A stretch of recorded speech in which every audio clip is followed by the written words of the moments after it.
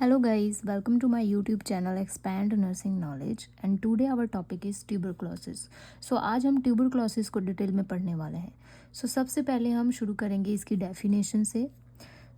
It is a highly communicable disease that is caused by a bacteria known as Mycobacterium tuberculosis. Tuberculosis क्या होता है? एक highly communicable disease है.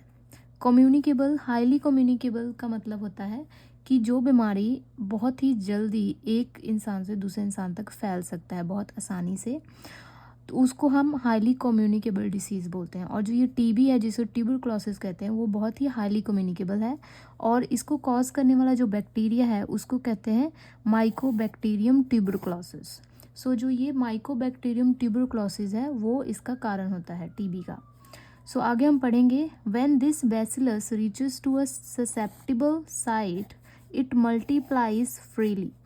क्या होता है कि जो ये बैक्टीरिया है अपने ससेप्टिबल साइट तक जब पहुंचता है, ससेप्टिबल साइट का मतलब होता है वो वाली साइट जहाँ पे वो जो बैक्टीरिया बहुत आसानी से ग्रो कर सकता है, सर्वाइव कर सकता है, वो साइट इसकी ससेप्टिबल साइट होगी. तो ये आसानी से मल्टीप्लाई होने लगता है वहाँ पे जाके. As M my tuberculosis, M tuberculosis means mycobacterium tuberculosis जो बैक्टीरिया है इज़ एरोबिक बैक्टीरियम. एरोबिक का मतलब क्या होता है?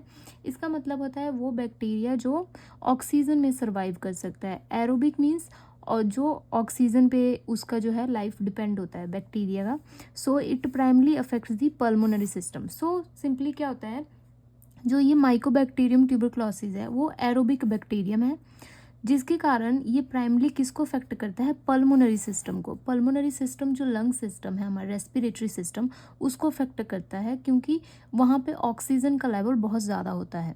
इसीलिए स्पेशली द अपर लोब्स, जो अपर लोब्स होंगी लंग्स की उसको ज़्यादा अफेक्ट करेगा क्योंकि अपर लोब्स में ऑक्सीजन का जो अमाउंट होता है बहुत ज़्यादा होता है, हाई लेवल में होता है, where oxygen content is the highest.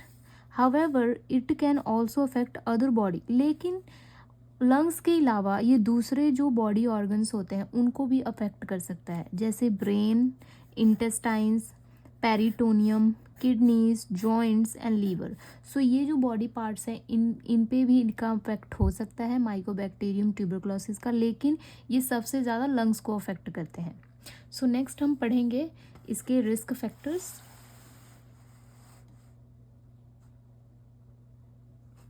Risk factor में फर्स्ट है डायबिटीज़. डायबिटीज़ क्यों? डायबिटीज़ में मोस्टली क्या होता है, जो इम्यून सिस्टम होता है वो रिड्यूस होने लगता है. तो ये जो बैक्टीरिया है जिसका इम्यून सिस्टम बहुत ही लो होता है उसमें आसानी से ये ग्रो कर सकता है, उसमें जल्दी से फैल सकता है क्योंकि इम्यून सिस्टम फाइट नहीं कर पाता उसके अगेंस्ट. डायबिटीज़ वाले क्लाइंट्स जो होते हैं उनमें हाई रिस्क हो सकता है. वीकेंड इम्यून सिस्टम, जैसे कि हमने पहले पढ़ा, इसमें जो इम्यून सिस्टम है ऐसी बीमारी जिसमें इम्यून सिस्टम बहुत ज़्यादा वीक हो जाती है उसमें वो हो सकता है. फॉर एग्जांपल HIV और एड्स. HIV या एड्स में जैसे कि इम्यून सिस्टम बहुत ज़्यादा ही लो हो जाता है जिसके कारण ये जो बैक्टीरिया आसानी से फैल सकता है. माल न्यूट्रिशन, माल न्यूट्रिशन के कारण वीकनेस हो सकती है और जो इम्यून सिस्टम है वो प्रॉपरली वर्क नहीं करेगा. Alcohol consumption and tobacco use. Alcohol consumption जो करते हैं या जो टबैको यूज़ करते हैं उनमें ये हो सकता है. एंड नेक्स्ट है older clients and lower socio economic group. जो ओल्डर क्लाइंट्स होते हैं वो ज़्यादा रिस्क पे होते हैं और लोअर सोशो इकोनॉमिक ग्रुप्स जो हैं वो हो सकते हैं क्योंकि पुअर हाइजीनिक कंडीशन के कारण हो सकता है उसमें. और नेक्स्ट है हमारा drinking unpasteurised milk if cow infected. Unpasteurised जो मिल्क होता है वो लेने से हो सकता है, स्पेशली तब जब जो काउ है वो इन्फेक्टेड है. अगर काउ इन्फेक्टेड है उसका जो मिल्क है वो लिया जा रहा है अनपेस्चराइज वे में तो उससे बैक्टीरिया जो है ये फैल सकता है. नेक्स्ट हम पढ़ेंगे इसकी ट्रांसमिशन. जो ट्यूबरक्लोसिस है वो कैसे फैलता है, कैसे ट्रांसमिट होता है एक पर्सन से दूसरे पर्सन तक. फर्स्ट है airborne route by droplet infection.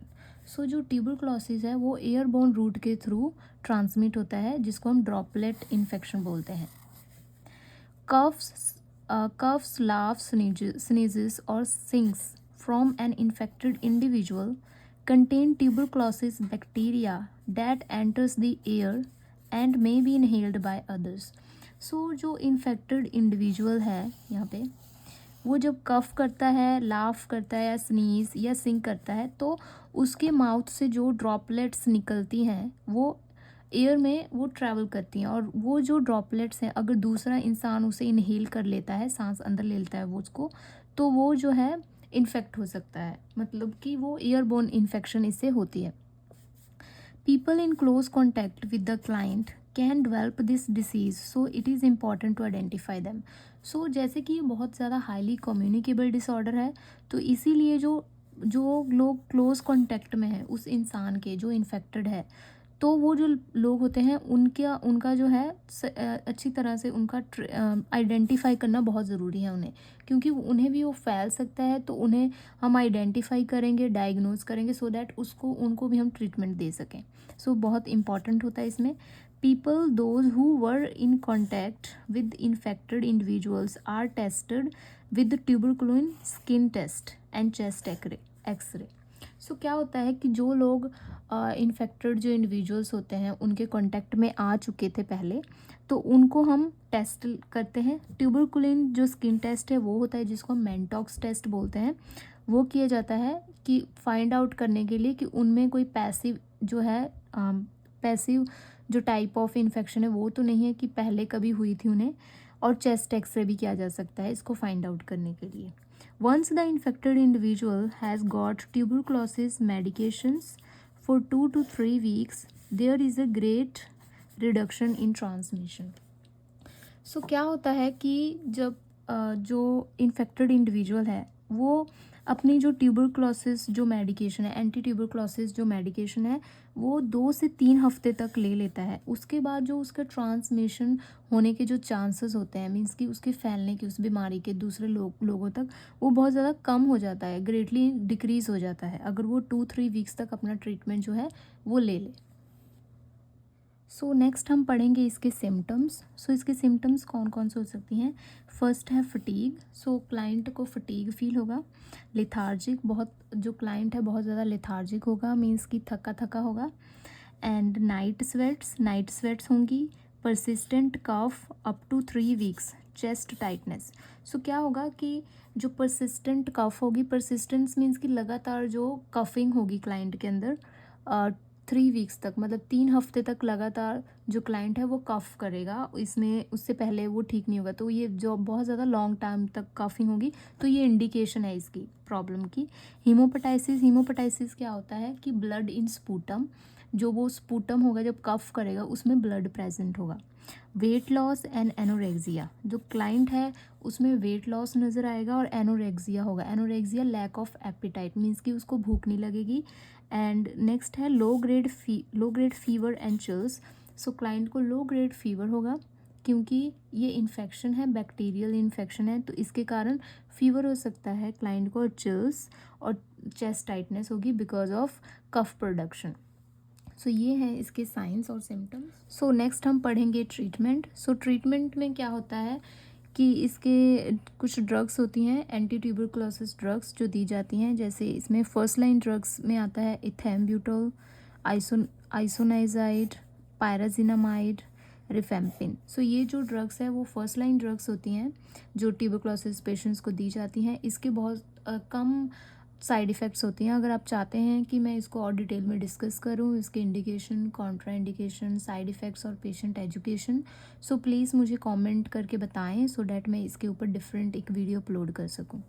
So next है second line agents. So second line drugs में कौन कौन सी ड्रग्स आती हैं जो ट्यूबरक्लोसिस क्लाइंट्स को दी जाती हैं, वो हैं फर्स्ट है अमिकासिन, सेकेंड है कैप्रियोमाइसिन सल्फेट, साइक्लोसरिन, एथियोनामाइड, लेवोफ्लॉक्सिन, मॉक्सीफ्लॉक्सिन एंड स्ट्रेप्टोमाइसिन। सो ये जो ड्रग्स हैं वो सेकेंड लाइन ड्रग्स होती हैं जो बहुत ज़्यादा स्ट्रॉन्ग होती है, इसके जो साइड इफ़ेक्ट्स बहुत ज़्यादा होते हैं। ये मेनली तब दिया जाता है जब जो टीबी क्लाइंट है वो रेसिस्टेंट हो जाता है जो फर्स्ट लाइन ड्रग्स होती हैं उसके लिए, तब ये सेकंड लाइन ड्रग्स जो है इन कॉम्बिनेशंस में दी जाती हैं फर्स्ट लाइन ड्रग्स के साथ। तो इसको मैं और ज़्यादा डिटेल में डिस्कस कर सकती हूँ आपको डिफरेंट वीडियो में। अगर आपको इसको डिटेल्ड वीडियो चाहिए ड्रग्स के ऊपर तो प्लीज़ मुझे कमेंट करके बताएं। सो नेक्स्ट है डायग्नोस्टिक टेस्ट। सो इसके डायग्नोस्टिक टेस्ट कौन कौन से होते हैं। ट्यूबरक्लोसिस के डायग्नोस्टिक टेस्ट हैं जैसे कि tuberculin skin test. Tuberculin skin test को मैंटॉक्स टेस्ट भी बोलते हैं। इसमें क्या होता है, एक फ्लूइड होता है जो डर्मल लेयर में इंसर्ट किया जाता है, dermal layer of the skin और फोरआर्म में, और उसका रिएक्शन देखा जाता है 2 से 3 दिनों में। अगर उसका जो डायामीटर है 5 mm से बहुत ज़्यादा है तो वो पॉजिटिव टेस्ट होता है, अगर 5 mm से कम होता है तो वो नेगेटिव होता है। तो इसमें ये देखा जाता है कि जो क्लाइंट है उसको पहले कभी भी अगर ट्यूबरक्लोसिस हुआ है पहले, तो वो जो टेस्ट है होगा, ये जो स्किन टेस्ट है ट्यूबरकुलिन स्किन टेस्ट, वो पॉजिटिव होगा। अगर नहीं हुआ होगा पहले उसको कभी भी ट्यूबरक्लोसिस, तो वो नेगेटिव होगा। तो ये क्या होता है कि ये डिटेक्ट करने के लिए होता है जो पैसिव टाइप ऑफ जो इन्फेक्शन है। अगर पैसिव इन्फेक्शन होगी ट्यूबरक्लोसिस की तो उसका जो ये स्किन टेस्ट है वो पॉजिटिव होगा। और नेक्स्ट होता है जो टेस्ट होता है वो स्पूटम कल्चर होता है। स्पूटम कल्चर में क्या होता है कि जो क्लाइंट का स्पूटम है वो सैंपल लिया जाता है अर्ली मॉर्निंग और उसका कल्चर किया जाता है उसको फाइंड आउट करने के लिए कि एक्टिव फॉर्म ऑफ जो बैक्टीरिया है ट्यूबरक्लोसिस का वो प्रेजेंट है कि नहीं क्लाइंट में। तो ये एक्यूरेट वे होता है फाइंड आउट करने के लिए स्पूटम कल्चर। और नेक्स्ट है एक्सरे। एक्सरे भी किया जाता है उसको देखने के लिए कि अगर क्लाइंट जो है पॉजिटिव है कि नेगेटिव है।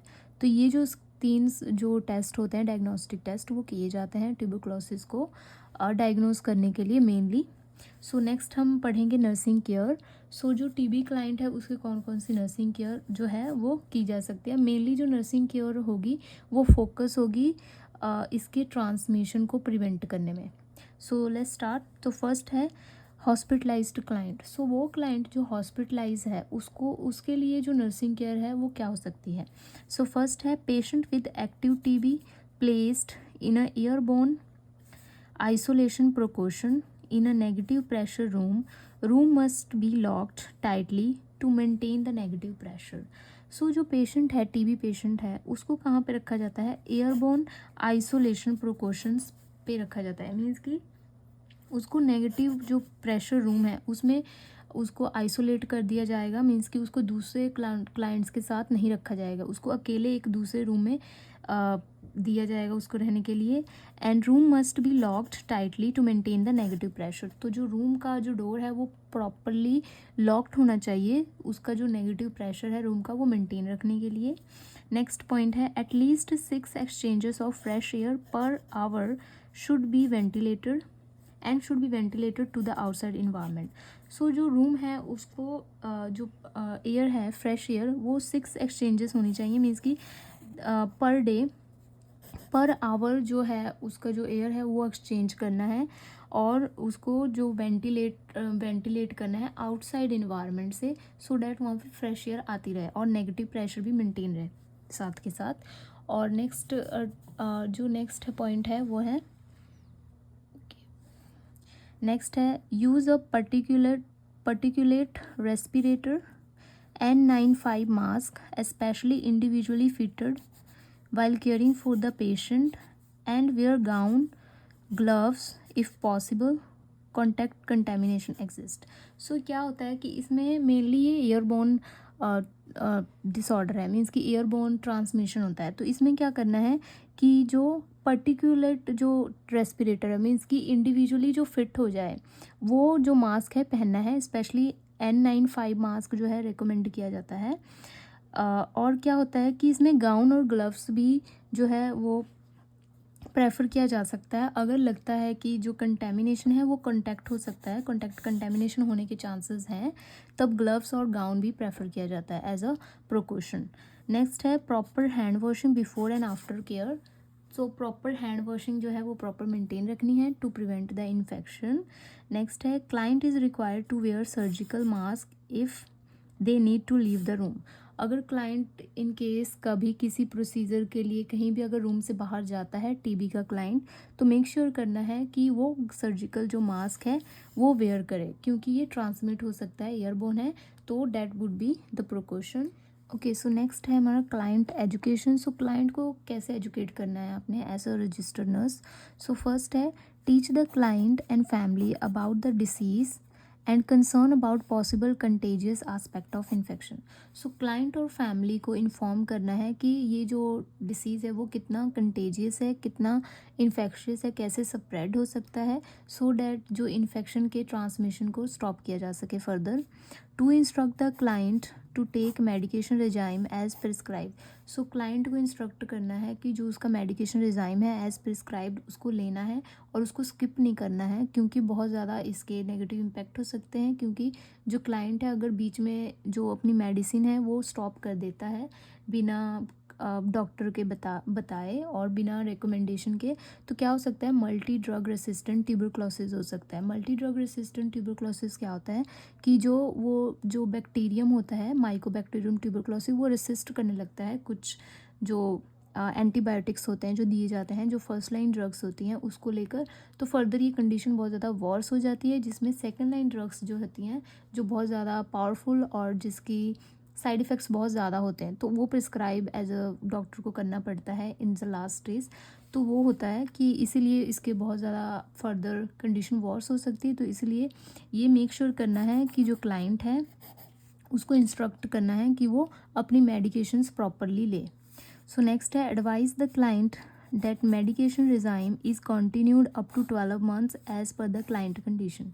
सो क्लाइंट की कंडीशन पे डिपेंड करता है कि जो उसकी जो मेडिकेशन जो ड्यूरेशन है वो कितनी होगी as per prescription. So up to 12 months होती है और 6 to 12 मंथ्स जो उसकी मेडिकेशन है वो चलती है। तो डिपेंड करता है क्लाइंट की कंडीशन पे। तो ये चीज़ें हमने क्लाइंट को एडवाइस करनी है।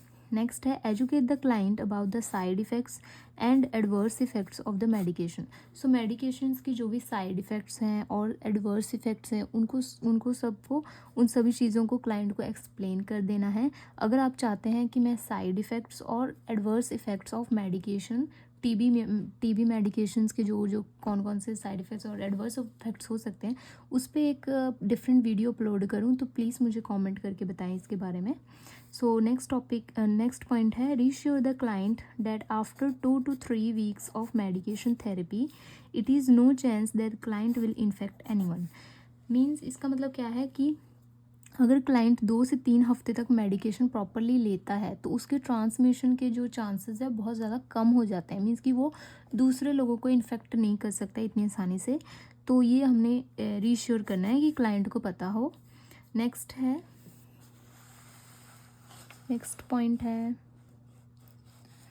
पॉइंट है advise client to resume activities gradually. So client को एडवाइस करना है कि जो भी उसकी एक्टिविटीज़ होती हैं डे टू डे लाइफ की उसको ग्रेजुअली वो स्टार्ट कर सकता है।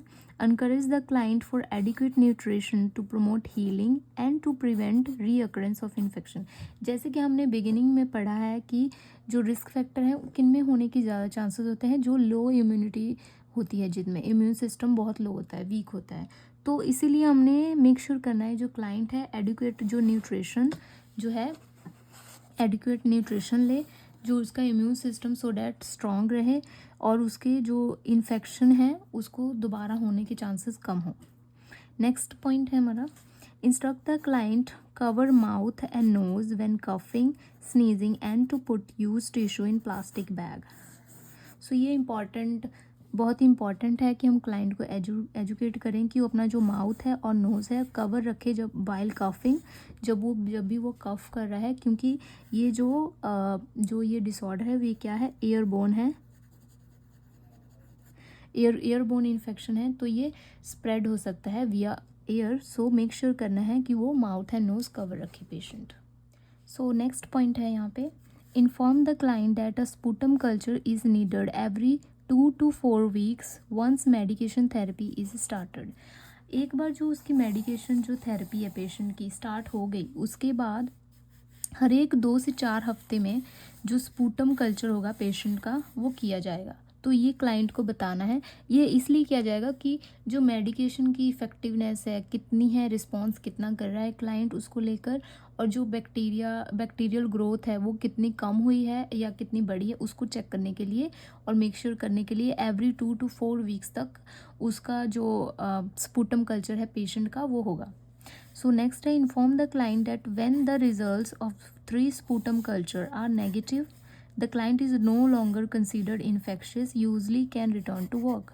सो इसमें क्या होता है कि अगर क्लाइंट के 3 स्पूटम कल्चर टेस्ट जो हैं वो अगर नेगेटिव निकलते हैं तो इस यहाँ पे जो क्लाइंट है वो इन्फेक्शियस नहीं रहता, मतलब वो इन्फेक्टेड नहीं है, मीन्स कि वो जो उसका इन्फेक्शन है वो ट्रांसमिट नहीं कर सकता दूसरे क्लाइंट तक, और उसमें वो एक्टिव फॉर्म ऑफ जो बैक्टीरिया है वो नहीं है उसकी बॉडी में, इट मीन्स वो स्प्रेड नहीं हो सकता, इसलिए वो अपने जो डेली वर्क है वहाँ पे वो रिटर्न कर सकता है, मीन्स कि अपना वो काम जो है रिज्यूम कर सकता है। ये हमने क्लाइंट को इन्फॉर्म करना होता है।